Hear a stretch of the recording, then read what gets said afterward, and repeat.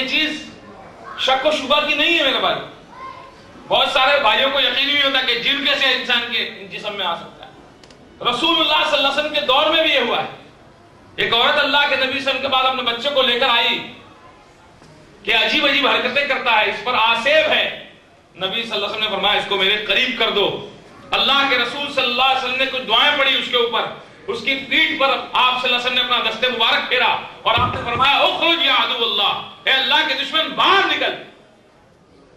اس کے بعد عورت کہتی ہے کہ میرا بچہ اچھا ہو گیا. اور اس طرح کے کئی واقعات احادیث میں ملتے ہیں, اور بعد میں صحابہ کرام رضی اللہ عنہ کے ادوار میں بھی, اور بعد میں اسلاف کے ہمارے اسلاف کے ادوار میں بھی ایسے واقعات ملتے ہیں کہ جن جو ہے وہ تکلیف اور اذیت کے لحاظ سے انسان کے کسی انسان کے جسم میں داخل ہوا اور پھر اس کا علاج کیا اور اس کو افاقہ ہوا, وہ تندرست ہو گیا. تو جن جو ہے اس طرح انسان کے جسم کے اندر داخل ہو جاتا ہے. اور ایک دوسرا موضوع ہے جادو.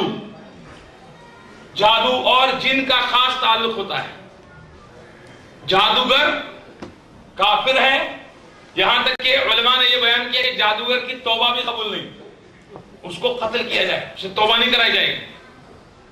اگر وہ توبہ کرے گا تو بھی جھوٹ بولے گا, اس لیے جادوگر کو قتل کیا جائے. جادوگر اور جن کے خاص مراسم اور تعلقات ہوتے ہیں. جادوگر ہوتا ہے وہ کافر ہوتا ہے, اس کو ایسے ایسے کام کرنے پڑتے ہیں کہ جس سے وہ اسلام سے خارج ہو جاتا ہے. اگر کسی جن کو اس کو اپنے قریب کرنا ہے, کوئی سرکش جن جو اس کا کہنا مانے. لوگ آج جو کہتے ہیں نا ہمارے پاس موکل ہے, بہت سارے بابے آپ کو ملیں گے وہ کہتے ہیں ہمارے پاس موکل ہے, ہمارے پاس جن آتا جاتا ہے, جنوں سے ہم کام کرواتے ہیں. یہ آدمی جادوگر ہے.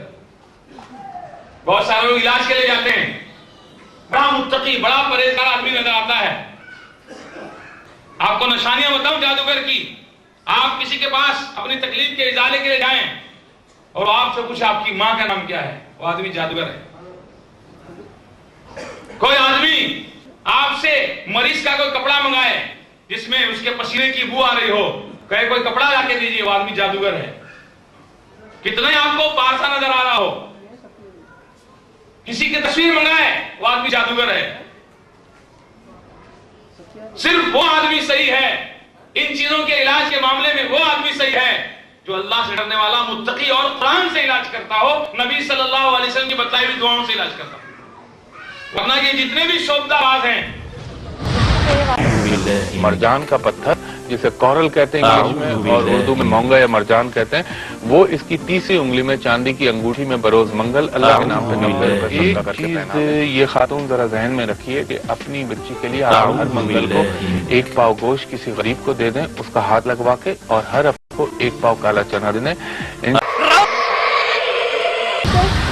اور میں چاہتی ہوں کہ مجھے آپ بتائیں کہ میں اسکول کو چلاؤں یا کہ پارلر. آپ اپنا اسکول کھولنا چاہتی ہیں یا پارلر؟ اس میں آپ کو اسکول کے کام کی اجازت ہے, اسکول کھولنے کی آپ کو اجازت ہے. شادی کرنا جی ہاں ٹھیک ہے. اور کیا پوچھنا چاہتی ہیں؟ اور میرا ایک مسئلہ اور یہ ہے کہ میرے میکے والوں کے حالات بہت خراب ہے.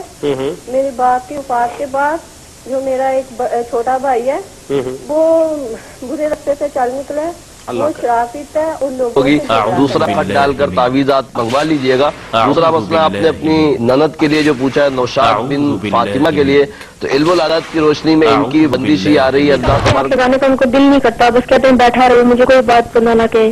جی بالکل. سیاہ رنگ کا کپڑا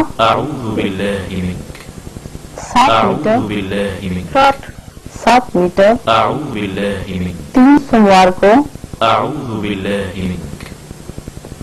3 سوموار کو صدقہ کریں.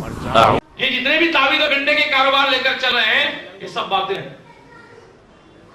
اور اس کا علاج, ان چیزوں کا علاج قرآن کے علاوہ کہیں نہیں. قرآن کے علاوہ یا نبی صلی اللہ علیہ وسلم کی بتائی دعاؤں کے علاوہ اس کا علاج کہیں نہیں. تو جادوگر یہ یعنی انتہائی درجے کا کافر انسان ہوتا ہے.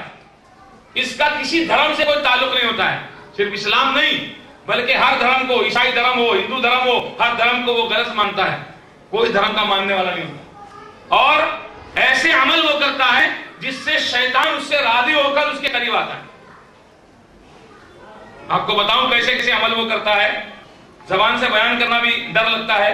اللہ تبارک تعالیٰ ان تمام برائیوں سے حفاظت فرمائے ہماری. ایسے ایسے معاملات اس سے شیطان کرواتا ہے.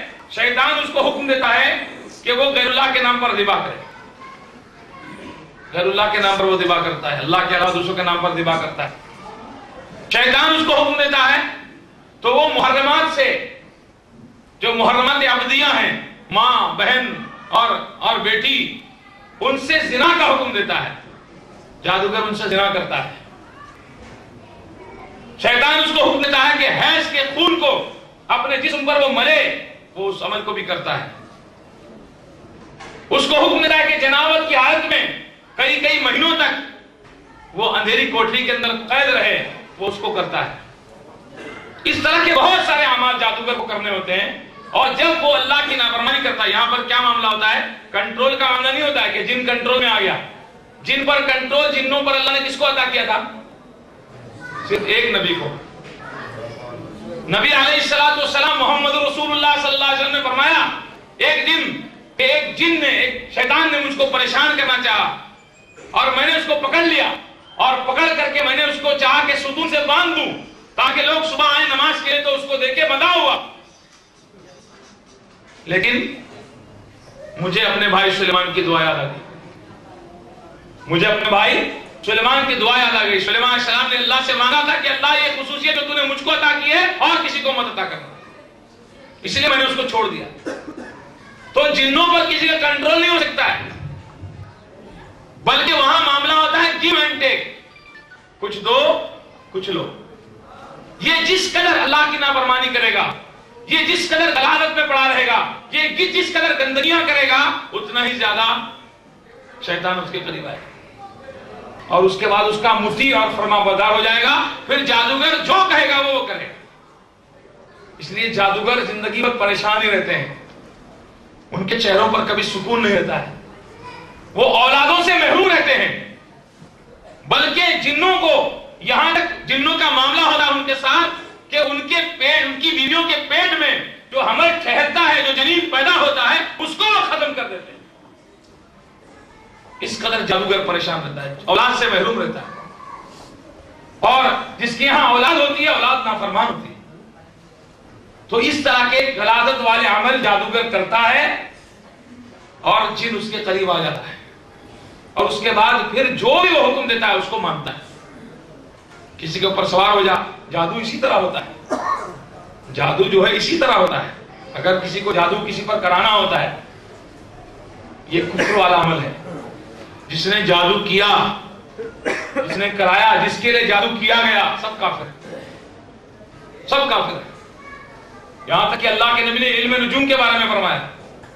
بہت سارے لوگ ستاروں کا علم سیکھتے ہیں. ہمارے بھائیوں کے ابھی چلتا ہے معاملہ, پیپر دے کے بڑھ جاتے ہیں, فلاں سے فلاں تاریخ تک پیدا ہونے والے کا فلاں ستارہ ہے. دیکھتے کہ نہیں آپ لوگ اخبارات میں؟ آج کل تو میسیجز آتے ہیں, پنڈت جی سے پوچھیے. بیچارے پنڈت جی کو معلوم نہیں کہ اگلا لمحہ اس کی زندگی کا آنے والا ہے کہ نہیں آنے والا, لوگوں کو ان کی قسمت بتا رہا ہے. ہاں, نبی علیہ السلام نے فرمایا کہ جو کسی ایسے شخص کے پاس گیا, کاہن کے پاس, جس کا دعویٰ ہوتا ہے کہ اس کو آگے کی خبریں معلوم ہے. کاہن کون ہوتا ہے؟ جس کو, جو یہ دعویٰ کرتا ہے کہ اس کو آگے کی خبریں معلوم ہے. یہ جھوٹے ہوتے ہیں, یہ جھوٹے لوگ ہوتے ہیں. اپنے ذہن کی اختراع سے کچھ باتیں بیان کرتے ہیں یا کہیں اپنے تجربات کے بیان کر دیتے ہیں, لیکن لوگوں میں ایسا مشہور ہو جاتا ہے کہ بہت پہنچے ہوئے صاحب آگے کی خبر رکھتے ہیں. نبی علیہ السلام نے فرمایا جو کسی کاہن کے پاس گیا اور جا کر کے اس سے کچھ معلوم کیا, اس نے کچھ پوچھا, تو اس کی 40 دن کی عبادت قبول نہیں تھی. 40 دن کی نماز ہے اس کی ضائع. اور جو گیا اور اس نے جا کر اس کی تصدیق کی کہ بھائی بالکل صحیح بول رہا ہے, بالکل صحیح کہہ رہا ہے.